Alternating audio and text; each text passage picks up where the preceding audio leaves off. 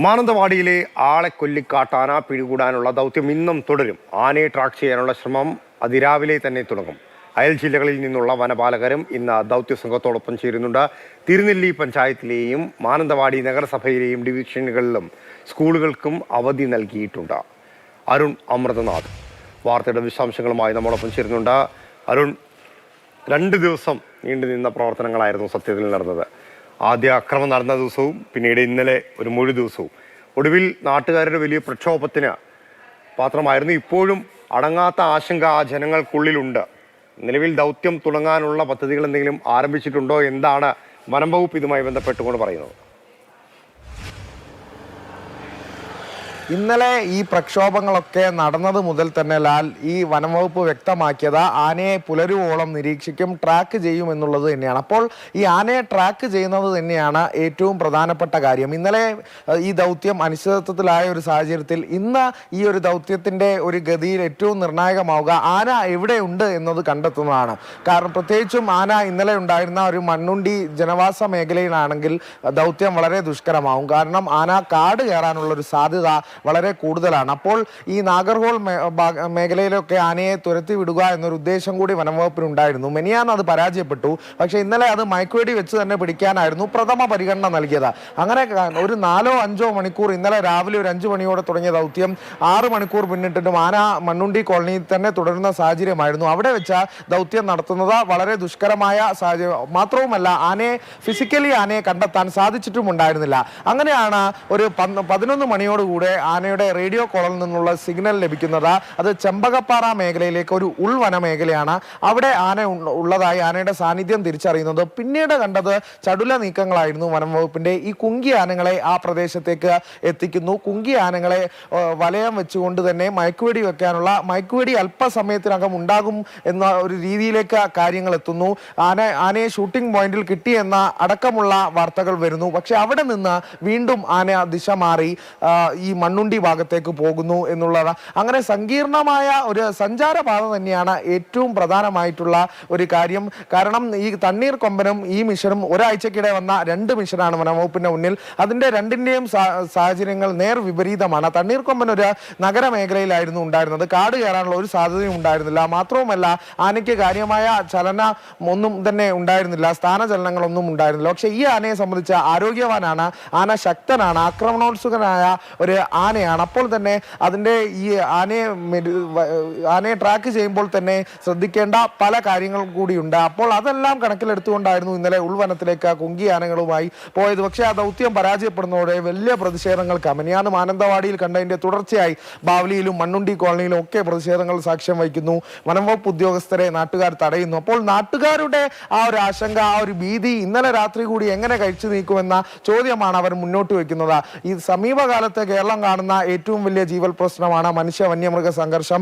അത് വയനാടിൽ തുടർക്കഥയായിക്കൊണ്ടിരിക്കുകയാണ്. കരടിയായാലും കടുവയായാലും ഇപ്പോൾ ഒരാഴ്ചക്കിടെ വന്ന ഈ 2 കാട്ടാനകളായാലും. അപ്പോൾ ജനങ്ങളുടെ ആ ഒരു ആശങ്ക, അതിനെ മറികടക്കാൻ വനം വകുപ്പിന് വേണ്ടിയിരുന്നത് ഇന്നലെ ഈ ആനയെ മയക്കുവെടി വെച്ച മുത്തങ്ങയിൽ എത്തിച്ചിരുന്നെങ്കിൽ വനം വകുപ്പിന് ദൗത്യം വിജയകരമാക്കിയാൽ വനം വകുപ്പിന് അത് ഒരു നേട്ടമാക്കി മാറ്റാനുള്ള ഒരു അവസരം ഉണ്ടായിരുന്നു. കാരണം വനം വകുപ്പ് സമാനതകളില്ലാത്ത പ്രതിസന്ധികളിലൂടെ കടന്നു പോകുന്ന ഒരു സാഹചര്യം നിലവിലുണ്ട്.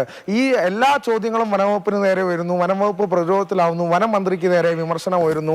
ആ ഒരു ഘട്ടത്തിൽ ഈ ഒരു മിഷൻ വനംവകുപ്പിനെ സംബന്ധിച്ച് ഏറ്റവും പ്രധാനമായിരുന്നു. പക്ഷേ ഇതൊരു ദുഷ്കരമായ ഒരു സാഹചര്യം, ഈ ഭൂപ്രകൃതി എല്ലാം കണക്കിലെടുക്കുമ്പോൾ ഈ മിഷൻ ഒരു സങ്കീർണത നിറഞ്ഞ ഒരു സാഹചര്യത്തിലേക്ക് പോകുന്നു എന്നുള്ളതാണ്. അപ്പോൾ ഇന്നത്തെ ഈ ആശങ്കയ്ക്ക് വിരാമമാകുന്നില്ലല്ലോ. ഇപ്പൊ ഈ ഒരു രാത്രി ഇരുട്ട് വെളുക്കാൻ പോകുമ്പോഴും ആ ആശങ്ക ഇപ്പോഴും അസ്തമിക്കുന്നില്ല. ഇനിയിപ്പോൾ സപ്പോസ് കാടിനുള്ളിൽ വെച്ചാണ് കണ്ടെത്തുന്നതെങ്കിൽ കാട്ടിൽ വെടിവയ്പ് ഉണ്ടാകില്ല, മയക്കുവെടി വെക്കില്ല എന്ന് തന്നെയാണല്ലോ വനംവകുപ്പിന്റെ നിലപാട്. കർണാടക വനത്തിലേക്ക് കടന്നാൽ നിരീക്ഷണം മാത്രമായി തുടരും. അപ്പോഴും ആ ജനങ്ങളുടെ ആശങ്ക അവിടെ തുടരുകയില്ല. അതിനൊരു പരിഹാരമില്ലല്ലോ. അതെ, ആ ഒരു അനിശ്ചിതത്വം, മിഷന്റെ അനിശ്ചിതത്വം തുടരുന്നതോടൊപ്പം തന്നെ ആ ജനങ്ങളുടെ ആശങ്കയും ഭീതിയും നമ്മൾ കണ്ടിട്ടുണ്ട്.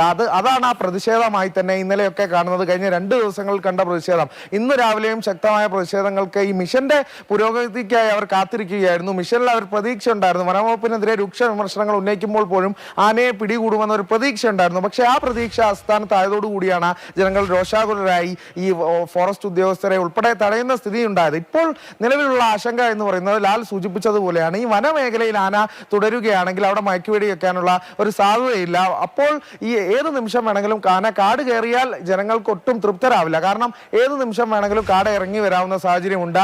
ഇതിന് മുൻപുള്ള സാഹചര്യം അങ്ങനെയായിരുന്നു എന്നൊക്കെ ഒരു വൈകാരിക പ്രതികരണങ്ങളൊക്കെ ഇന്നലെ നാട്ടുകാരിൽ നിന്ന് കാണുമ്പോഴും അവർ പറഞ്ഞതാണ്. ഏത് നിമിഷം വേണമെങ്കിലും ആന പോകുന്നു, ആന തിരിച്ചു വരുന്നു, അങ്ങനെ സാഹചര്യമാണ്.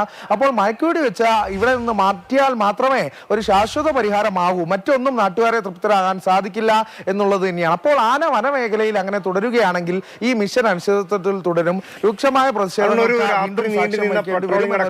അവിടെ ഉണ്ടായിരുന്നല്ലോ. അപ്പൊ ഈ സ്വാഭാവികമായിട്ടും ആനയെ കൃത്യമായി സ്പോട്ട് ചെയ്യുക അല്ലെങ്കിൽ ട്രേസ് ചെയ്യുക എന്നുള്ളതാണ് അവരുടെ പ്രധാന ദൗത്യമെന്നും പറഞ്ഞു. രാത്രി കാലങ്ങളിൽ കൃത്യമായിട്ടുള്ള റേഡിയോ കോളറിൽ നിന്നുള്ള ഇൻഫർമേഷൻ ലഭിച്ചിരുന്നോ? ആന എവിടെയാണ് എന്നതിനെ കുറിച്ച് എന്തെങ്കിലും സ്ഥിരീകരണം ഇപ്പോൾ വനം വകുപ്പിന്റെ കയ്യിലുണ്ടോ?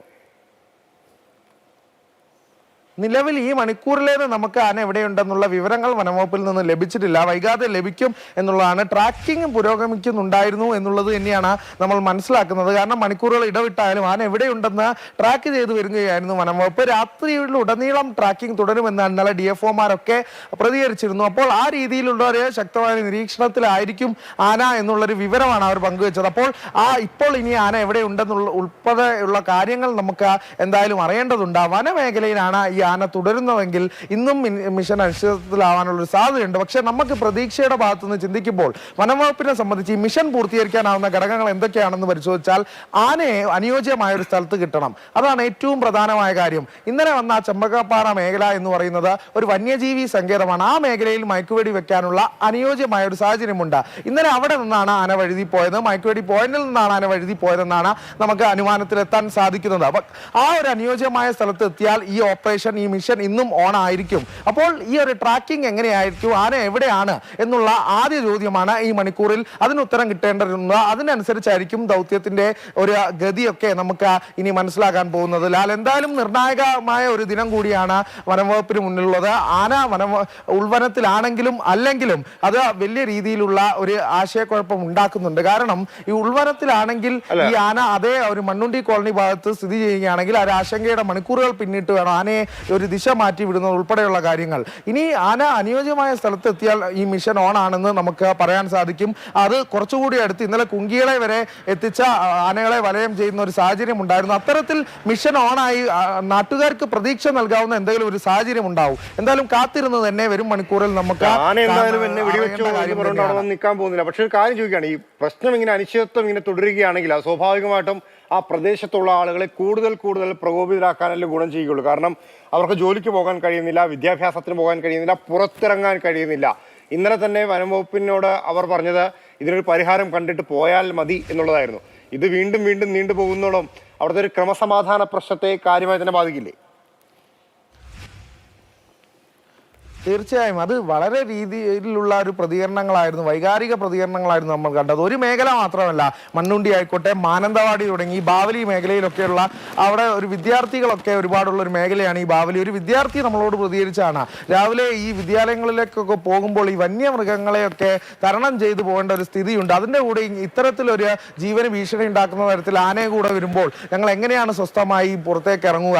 ഇന്ന് രാത്രി തന്നെ ആനയെ ഇവിടെ നിന്ന് രാത്രിക്കുള്ളിൽ തന്നെ ആന ഇവിടെ നിന്ന് പോയാൽ മാത്രമേ ഞങ്ങൾക്ക് മനസ്സമാധാനമായി ഉറങ്ങാൻ കഴിയൂ എന്നുള്ള തരത്തിലുള്ള പ്രതികരണങ്ങളൊക്കെ നമ്മൾ കാണുന്നുണ്ട്. അപ്പോൾ ജനങ്ങളുടെ ഭാഗത്ത് നിന്ന് ഇന്നൊരു പ്രതിഷേധം ഉണ്ടാകാൻ സാധ്യത എന്ന് പറയുന്നത് നമ്മൾ പ്രതീക്ഷിക്കുന്നത് ഈ മിഷന്റെ പുരോഗതി അനുസരിച്ച് മാത്രമേ അവർ ഇന്നലെയും പ്രതികരിച്ചിട്ടുള്ളൂ.